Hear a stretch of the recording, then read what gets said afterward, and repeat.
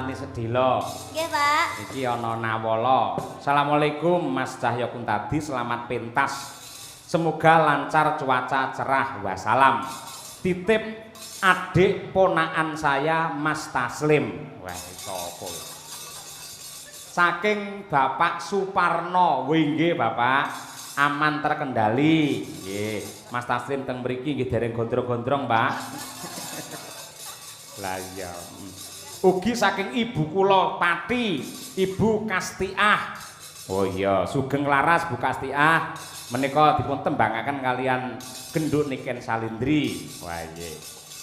Nyimak Pak Dalang, salam kagem Cak Silover sedaya kemawon ing Laladan Demak. Nggih. Iya akeh yo ana Mbak Kiki barang adoh saka Pati. Saking Pak Waris Sugiono. Wah iya. Ugi saking kula Larsa Madangkara. Payaya kula hadir. Oh Larsa ora. Kon sekolah malah mulih ora. Angel tenan. Yo nduk diaturake ninggal katresnan.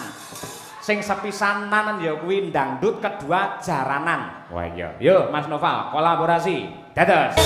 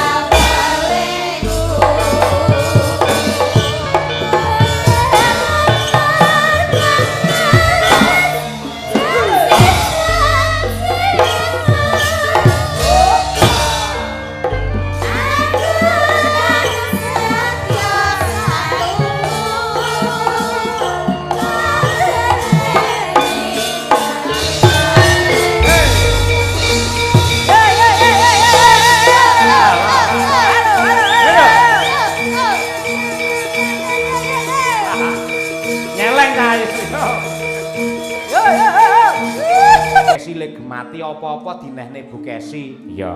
Apa-apa kali Bapak Cahya Kuntadi pun napa mawon kula aturaken nanti kaya ngono, Nduk. Iya. Mula akeh sing tresnani. Waranggana terviral di era sekarang yang dicintai oleh semua orang termasuk dalangnya sendiri. Niken Salindri. Coba ngampil pangkur nika Mas, Mbale Kambang. Ya. Riyen nate kula tulisaken Pangkur Putri Ndaha men digoleki karo ibu-ibu Waranggana. Ya. Men nggih jumeneng karo genduk Niken Salindri. Ya. Monggo dipun aturaken langsung dangdut kemawon. Ya Nduk, berdiri coba kaya apa? Niken Salindri.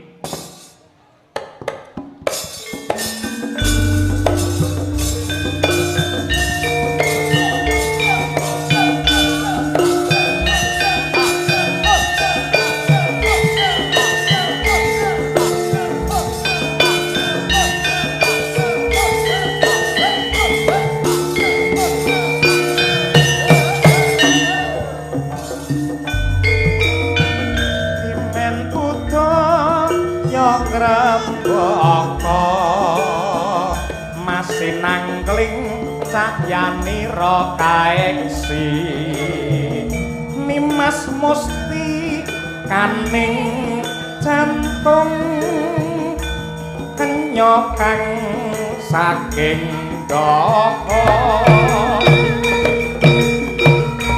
sawiring rek nembang bakso kataku linambaran jiwa tama triya sumatring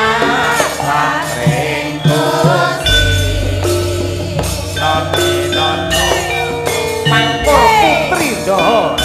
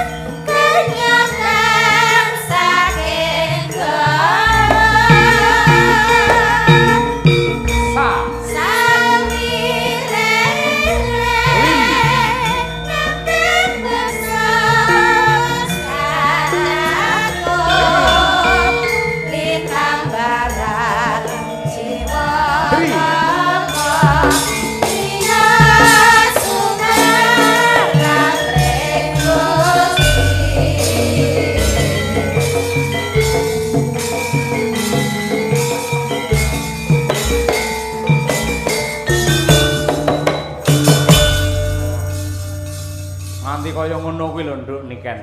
Pak mulih gemati karo sampeyan nganti tak gaweke tembang Putri Ndaha iki khusus spesial kangge panjenengan. Alhamdulillah matur sembah nuwun, Pak. Nggih. Tur iki yen diwaca mudhun iki ya jenengmu iki. Nggih. Asmamu lah. Sandi Asma. Heeh, Dimas Niken Salindri. Di kuwi Dimen Budaya Ngrembaka. Mas Sinanglir Cahyanira kaeksi. Nah.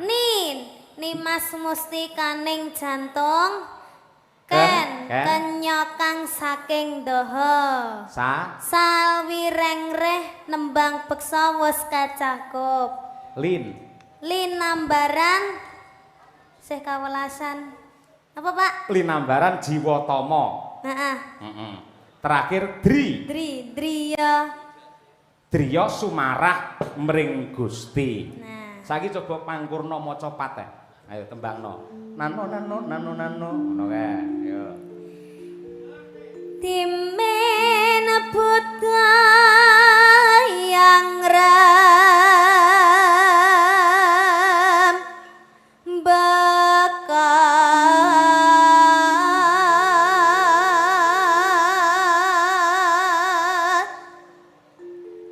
masih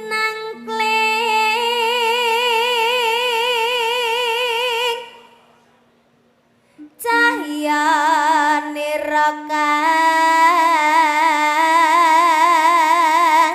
kaeksi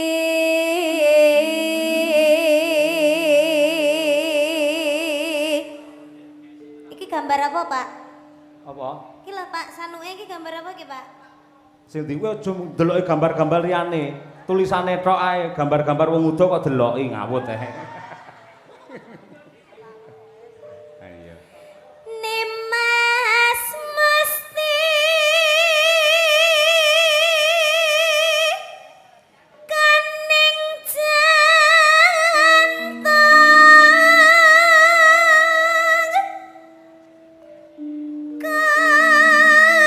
kenyakang saking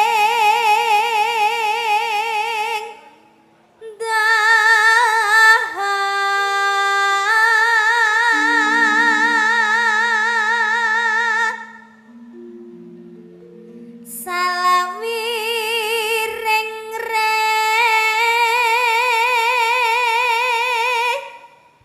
nambang baksa waska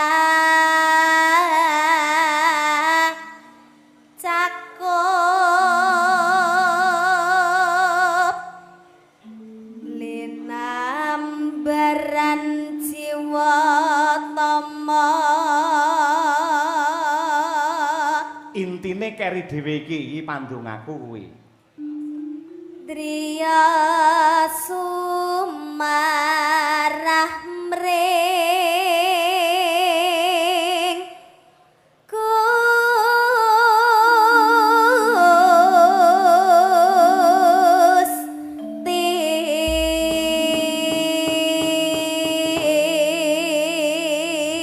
Gusti Kagem para fan berat Niken Salindri nyuwun tepuk tangan untuk Niken Salindri. Ya, kuwi. Kaya ngono kuwi lho, Nduk. Bapakmu ile sayang karo sampean nganti kaya Puja Perkasa. Ayo. nggih ngaturaken sugeng midhangetaken sugeng amirsani lan matur sembah nuwun sanget kagem Bapak Haji Hanafi beserta PT Puja Perkasa ulang tahun yang ke-16 tahun. Semoga PT Puja Perkasa semakin jaya, semakin lestari, semakin sukses, semakin mendunia. Dan kagem Bapak Haji Hanafi mugi-mugi sehat selamat wilujeng. Amin ya rabbal alamin. Amin. Awet leh momong anak putune. Amin ya rabbal Kula wau alamin. sampun panggih kalian Ibu. Sampean? Inggih. Oh, karo Ibu Hajah. Bu Hajah. Maimunah kuwi mau. Inggih. Wah, tiange blater sekali, Pak. Halus ya piyayine. Nggih, Ya. alus Wah, saestu blater. Kula mau napa mudhun mobil wau sampun disambut dengan ramah. Oh, ngono. Dicium cipika-cipiki, sepuntene ya Nduk, nggone kaya ngene iki, batinku ki wong nggone wis apik, aku ki ngono. Lah Pak. iya, Orang yang punya derajatnya tinggi itu pasti akan merendah, Pak. Ya, kaya pasemone pari ki lho, Nduk. Pari ki Inggih. lek saya isi mesti saya ndingkluk. Inggih. Tur ya panjenengan iki rasa ing panembah tigen-mugen anggene ngibadah marang Gusti Allah. Inggih, itu yang Watone- patut dicontoh, Pak. Lah iya, watone piyayi kuwi anggere selalu memperbaiki ibadahnya kepada Tuhan, maka oleh Tuhan hidupnya akan diperbaiki juga. Seperti dalang. Kok iso? Ya paribasane iki wayang sing apik-apik ke mesti nek cedhek dalange ya to, Pak? Bener. Wayang sing elek-elek buta kae lek adoh karo dalange. Ah, 100 pinter sampean ngono kuwi. Yen menungso gelem nyedak karo pengirane, insyaallah ditresnani dikasih karo Hyang Agung. Kosok bali yen wayang ki adoh saka dalange, menungso ora gelem nyedak karo pengirane, kuwi engko ya ora pati entuk perhatian kaya ngono kuwi. Ngono kuwi. Ya mergo saka gedhe katresnane Gusti Allah marang keluarga besar Bapak Haji Hanafi nganti panjenengane dimulyake, derajate dijunjung sak dhuwur-dhuwure. Ning kamulyane Bapak Haji Hanafi untuk pribadinya sendiri tidak, namun untuk ibadah dan juga sedekah, untuk juga kebahagiaan seluruh warga masyarakat. Buktine wayangan sing digelar pada malam hari ini dono rasa untuk sedaya para warga. Tepuk tangan untuk Bapak Hanafi. Ngono kuwi Nduk, ngono kuwi kena nggih contoh, kena nggih patuladan. Nggih. Sak bisa-bisa awake dhewe ngalap berkah, nyonto nulat men iso ketularan ketrima kaya Bapak Haji Inggih Hanafi. leres. Wong Bapak Hanafi niki tiange niku bloko Pak, maksudnya brak-bruk ngoten lho Pak. Oh iya. Nek mapa malih kalih cah cilik-cilik niku wonge niku seneng weweh Pak. Seneng weweh. Nggih, seneng weweh. Dadi kula niku nek jejer kalih Bapak Hanafi niku kula sungkan nek badhe nyuwun saweran, nyuwun sangu, nyuwun apa niku kula sungkan saestu nek saged ampun nyuwun tenggene Bapak Hanafi. Terus mungkin lek diparingi dhewe, Pak. wah iya. Nggih, dadi Oh, aja iya. nyuwun Pak, kesane kaya pengemis. Wah iya. Heeh, ya ngene sing perwira pancen ya kaya ngono kuwi. Iya. Sing intisarine ngene, Nduk, adoh-adoh sampeyan saka Kediri iki timbali nganti tekan kene iki supaya nglipur para warga masyarakat. Ki nadyanto ning Demak akeh banget pecinta sampeyan. Lek gur dalange Pak Cahyo mongko tanpa enek jenengan rung karuan penontonnya semene akeh. Lah nggih lho Pak, lah sampai YouTuber niku lho ting cerantol kaya memean ae. HP apa memean ya jane. Ayo, nganti semono Oh akeh. iya, Nggih. dekat situ ya. Nggih. Nggih. Lah ya kuwi konsepe piye lho Pak iso HP semono akeh iki? Kuwi enek sing live, enek sing upload apa piye to Pak? Iso akeh? Ya, itu live-nya di konten apa channelnya banyak sekali. Oh, biar ndak habis 1 tahun. Oh, Kontene. dadi menabung stok konten ngono Pak. Wah, elok nggih. Nggih, elok. Daleme pundi Pak? Sragen. Nganti tekan Demak nggawa kaya ngono kuwi le brengkut ngoten iki jenengan apa iso bathi ngentuke? Hah? Jenengan wau nitih napa, Pak? Nitih napa jenengan wau? Mobil, oleh nitih mobil ndak apa-apa, Pak. Oh Kan iya. bisa bawa. Ya semoga-moga tidak hanya mencari untung dari kontennya, namun ini wujud tresno dan juga cintanya terhadap budaya. Inggih, leres. Ya nduk coba kaya apa si jingkas Napa, aturana tetembangan. Nggih. Niki tembangnya sing halus napa sing kasar? Engko sing kasar sing rada mburi. Ayo, nggih. Sing kasar buri, Nggih. Bu. Iki pilihan nduk, yen podang kuning engko Mbak Yumu Umi Hafifah. Nggih. Terus engko yen kutut manggung, engko sampeyan spesial karo Bu Kesi nggon goro-goro. Sampeyan lak nganti goro-goro to? Nggih. Ah, sip lek ngono.